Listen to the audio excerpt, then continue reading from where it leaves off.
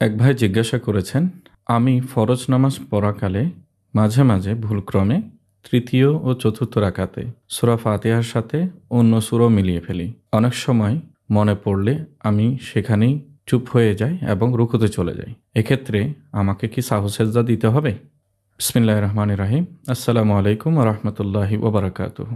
পবিত্র কোরআনুল কারীম থেকে নামাজে তেলাওয়াত করা ফরজ। আল্লাহ সুবহানাহু ওয়া তাআলা ইরশাদ করেছেন, ফাকরাউ মা তায়াসসারা মিনাল কুরআনি, তোমরা কোরআন থেকে যা সহজ হয় তা থেকে তেলাওয়াত করো। এই আয়াতের আলোকে পবিত্র কোরআন তেলাওয়াত করা নামাজের মধ্যে ফরজ।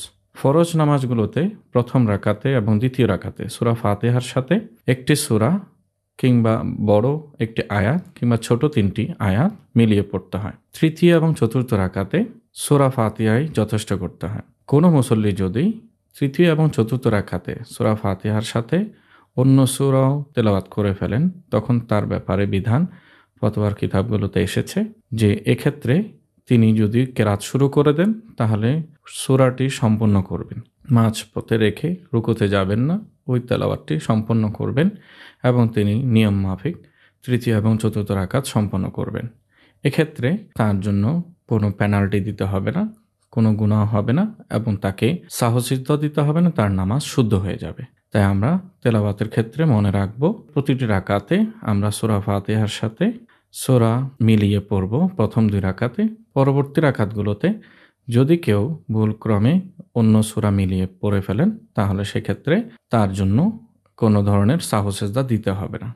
বিধানটা হচ্ছে প্রথম 2 রাকাতটি হচ্ছে ফরজের মূল ফাউন্ডেশন। ফিকার কিতাবে আমরা দেখি যখন 4 রাকাত বিশিষ্ট নামাজ হয়, একজন মুসাফির সফররত থাকেন, তখন তিনি সেই 4 রাকাত বিশিষ্ট নামাজ 2 রাকাত পড়বেন।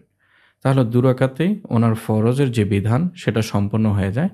পরবর্তী 2 রাকাত উনি আল্লাহর নির্দেশ মোতাবেক কসর করে সংক্ষিপ্ত করতে পারেন। সে কারণে উলামায়ে কেরাম বলেছেন প্রথম 2 রাকাতেই সূরা ফাতিহার সাথে উনি কেরাত করবেন, পরবর্তী 2 রাকাতে উনি সূরা ফাতিহাতে যথেষ্ট করবেন।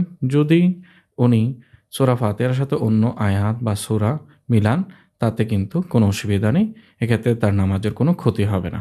এক্ষেত্রে আমরা আরেকটি বিষয় মাথায় রাখব, সুন্নাত এবং ওয়াজিব নামাজ হলে, নফল নামাজ হলে 2 রাকাত বিশিষ্ট হোক, 3 রাকাত বিশিষ্ট হোক, 4 রাকাত বিশিষ্ট হোক, প্রতিটি নামাজে কিন্তু প্রতি রাকাতে সূরা ফাতিহার সাথে অন্য একটি সূরা মিলিয়ে পড়াটা ওয়াজিব।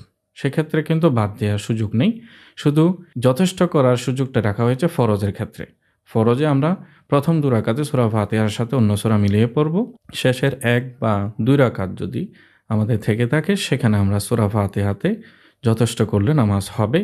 কেউ যদি অতিরিক্ত বাড়িও পড়ে ফেলেন ভুলক্রমে বা ইচ্ছাকৃতভাবেও, তখন কিন্তু তার নামাজের কোনো ক্ষতি হবে না, তার নামাজ আদায় হয়ে যাবে।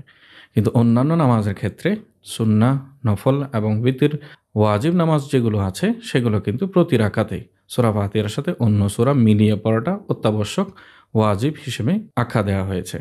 তা আশা করছি এই মাসালাটি আমাদের বুঝে এসে গেছে। আল্লাহ তাআলা আমাদের সবাইকে শরীয়ত মোতাবেক আমল করার তৌফিক দান করুক। আমিন।